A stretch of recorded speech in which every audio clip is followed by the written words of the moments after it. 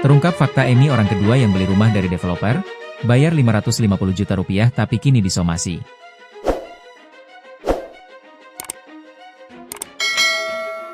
Ulah developer nakal membuat Emi Kamila menangis.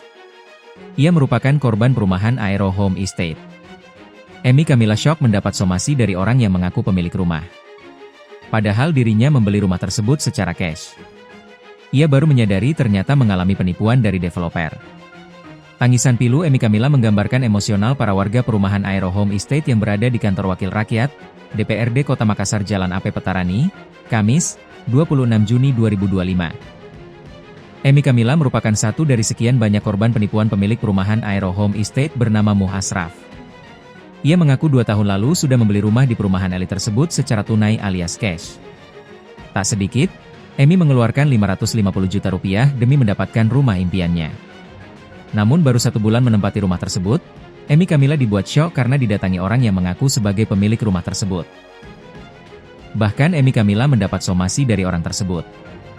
Terungkap fakta, Emi Kamila merupakan orang kedua yang membeli rumah tersebut dari pihak developer. Saya diusir dan disomasi untuk tinggalkan rumah.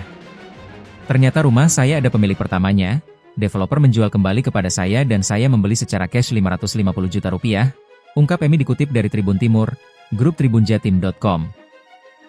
Emi Kamila pun mengungkapkan modus pelaku untuk menipu korban. Pelaku hanya memperlihatkan bukti adanya sertifikat melalui foto. Pelaku berdalih sertifikat masih berproses di Badan Pertahanan Nasional, BPN, Makassar. Tak menaruh curiga, Emi Kamila melanjutkan transaksi. Bahkan Emi tak mendapatkan akta jual beli, AJB.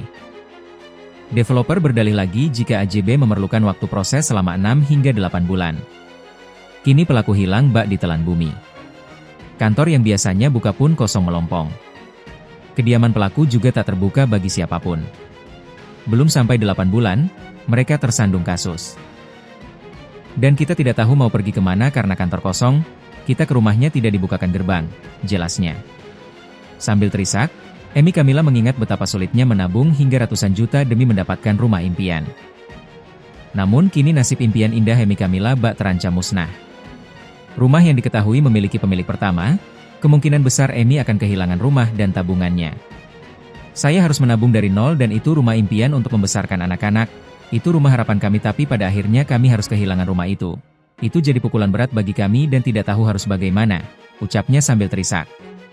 Tak hanya Emi Kamila, hampir semua warga penduduk perumahan tersebut adalah korban penipuan. Developer diduga melakukan penggelapan. Pihak developer tak segera memberikan sertifikat pada pembeli meskipun pembeli telah melunasi pembayaran jual beli rumah. Bahkan pengembang telah menggadaikan seluruh sertifikat warga yang belum dibalik nama. Sertifikat tersebut digadai ke beberapa koperasi dan perorangan. Kurang lebih 80 unit rumah yang tergadai dan sertifikatnya dipegang oleh 1 orang.